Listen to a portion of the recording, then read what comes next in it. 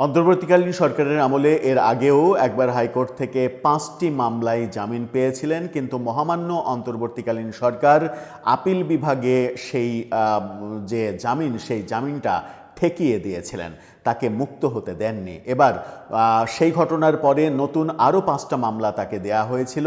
সেই ৫টা মামলাতেও জামিন পেলেন এবার নারায়ণগঞ্জের জনপ্রিয় সাবেক সিটি মেয়র আওয়ামী লীগ নেত্রী সেলিনা হায়াৎ আইভীর এই জামিনের এই ব্যাপারটা এবারও কি উচ্চ আদালতে যাবে, আপিল বিভাগে যাবে, নাকি এবার সত্যি সত্যি তিনি মুক্ত হবেন? আর তিনি সত্যি সত্যি যদি মুক্ত হন, তাহলে এটা কোন বার্তা হিসেবে আমরা ধরে নেব? চলুন আদালত পাড়া থেকে একটু ঘুরে আসি।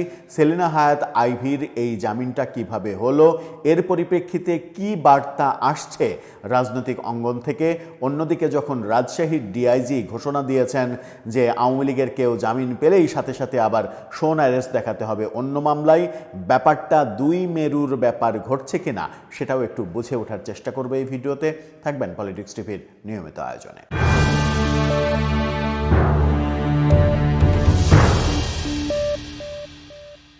দর্শক, বলছিলাম আওয়ামী লীগ নেত্রী নারায়ণগঞ্জের সাবেক মেয়র সেলিনা হায়াৎ আইভী, তিনি তার বিরুদ্ধে দেয়া নতুন যে 5টি মামলা, সেই মামলায় আজকে হাইকোর্টে জামিন পেয়েছেন। 5টি মামলাতেই তাকে জামিন দেয়া হয়েছে।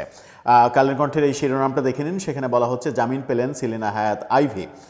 নারায়ণগঞ্জ সিটি মেয়র 5 মামলায় আজকে জামিন পেয়েছেন। হাইকোর্ট জামিন দিয়েছে। বিচারপতি KM জাহিদ সরওয়ার ও বিচারপতি শেখ আবু তাহেরের হাইকোর্ট বেঞ্চ এই আদেশ দেন। 5 মামলার মধ্যে 4টি মামলায় গ্রেপ্তার দেখানো হয়েছে, সেগুলো হচ্ছে ফতুল্লা থানায় করা বাস চালক আবুল হোসেন মিজি হত্যা, আব্দুর রহমান হত্যা, মোহাম্মদ ইয়াসিন হত্যা ও পারভেজ হত্যা মামলা। হামলা ও সরকারি কাজে বাধা দেওয়ার অভিযোগে অপর মামলাটি হয়েছে সদর মডেল থানায়। আসামি পক্ষের আইনজীবী ছিলেন সিনিয়র অ্যাডভোকেট সারা হোসেন ও মোতাহার হোসেন সাজু।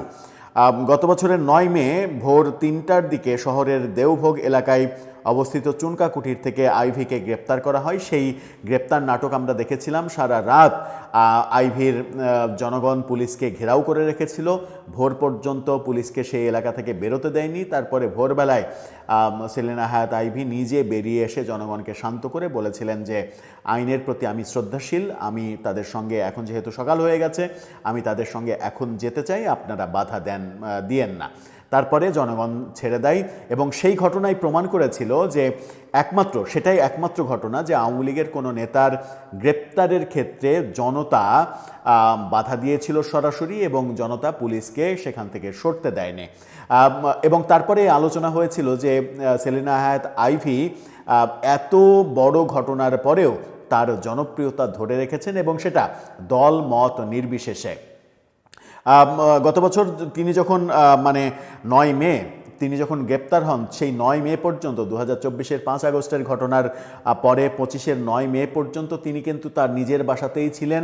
তার বাসাতে এই ততদিন পর্যন্ত একটা ফুলের টোকাও কেউ দেয়নি। তার মানে সর্বস্তরের জনগণ, সব দলের কাছে তিনি গ্রহণযোগ্য ছিলেন। কিন্তু অন্তর্বর্তীকালীন সরকার মনে করেছে সেলিনা হায়াৎ আইভী বাইরে থাকলে তাদের জন্য বিপদ হতে পারে, সেই কারণে তাকে গ্রেপ্তার করেছে। তারপরে তিনি জামিন পেয়েছেন, হাইকোর্ট তাকে জামিন দিয়েছে, উচ্চ আদালতে সেই জামিন ঠেকিয়ে দেওয়া হয়েছে যেন আইভী মুক্ত হতে না পারেন। এবার তাকে আবারও জামিন দেয়া হলো। ওই জামিনের পরে বিভিন্ন মামলায় তাকে আবারও গ্রেপ্তার দেখানো হয়েছিল, পরে তাকে হাইকোর্ট জামিন দেয়। এরপর আপিল বিভাগে স্থগিত হয়ে গিয়েছিল। পরে 18 নভেম্বর তাকে আরও 5 মামলায় গ্রেপ্তার দেখানো হয়েছিল।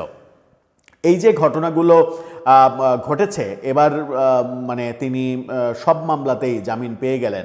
এখন প্রশ্ন হচ্ছে তিনি কি তাহলে মুক্ত হতে পারবেন, নাকি আবারও এটা আপিল বিভাগে যাবে, আপিল বিভাগে আবারও আটকে যাওয়ার ঘটনা ঘটবে?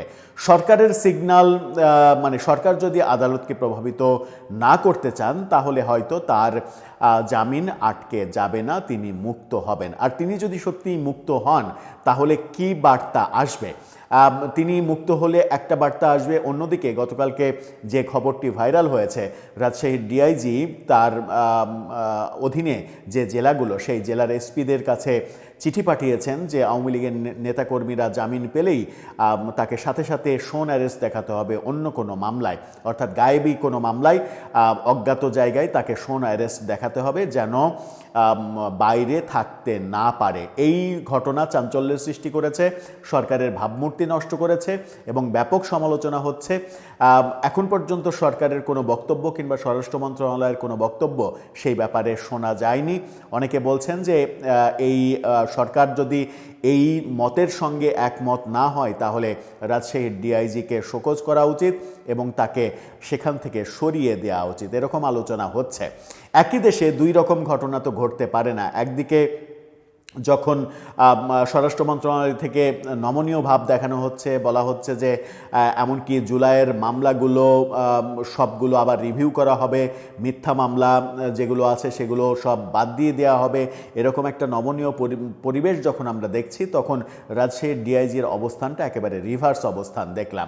আজকে সেলিনা হায়াৎ আইভীর যে জামিন, সেই জামিন আবার ভিন্ন বার্তা দিচ্ছে এবং এই জামিনটা যে বার্তা দিচ্ছে সেই বার্তাটা এমনও হতে পারে যে বিএনপি চাইছে আওয়ামী লীগ রাজনীতিতে সক্রিয় হোক, তাতে করে মাঠের রাজনীতিতে বিএনপির এই মুহূর্তে যারা প্রধান প্রতিপক্ষ জামাত, এবং জামাতের শক্তি বাড়ুক এটা বিএনপি চাইবে না। আর জামাতের শক্তি কমাতে হলে আওয়ামী লীগকে রাজনীতি করতে দিতে হবে, নতুবা জামাত আরও বেশি শক্তিশালী হবে এবং জামাত শক্তিশালী হলে সেটা বিএনপির জন্য একা একা ট্যাকেল দেওয়াটা কঠিন হয়ে যাবে। সেই রাজনৈতিক সমীকরণেই বিএনপি সম্ভবত চাইবে আওয়ামী লীগ রাজনীতিতে ফিরে আসুক। সেই ক্ষেত্রে সেলিনা হায়াৎ আইভী কিন্তু একটা ফিগার। অনেকে মনে করেন যে অনেক দিন থেকেই তো আলোচনা চলছিল যে সেলিনা হায়াৎ আইভী আওয়ামী লীগের নতুনভাবে যে আওয়ামী লীগ নেতৃত্ব তৈরি হবে সেই আওয়ামী লীগের সাধারণ সম্পাদকের দায়িত্ব পেয়ে যেতে পারেন, এরকম আলোচনা ছিল। তাকে সাবেক রাষ্ট্রপতি আব্দুল হামিদ, সাবির হোসেন চৌধুরী, তাদেরকে নিয়ে অনেক আলোচনা ছিল। সেই আলোচনার ব্যাপারটা যখন তুঙ্গে ছিল তখনই কিন্তু সেলিনা হায়াৎ আইভীকে গ্রেপ্তারের ঘটনা ঘটিয়েছিল সরকার। এখন দেখার বিষয়, যদি তিনি সত্যিই মুক্ত হতে পারেন, মুক্ত পরিবেশে এসে তিনি আবার আওয়ামী লীগের হাল ধরার ব্যাপারে অগ্রপথিক হিসেবে কাজ করেন কিনা কিংবা করার সুযোগ পান কিনা। দর্শক, আপনার কি মনে হয়, কোন দিকে যাচ্ছে পরিস্থিতি? আপনার মতামত জানিয়ে লিখতে পারেন আমাদের কমেন্ট বক্সে।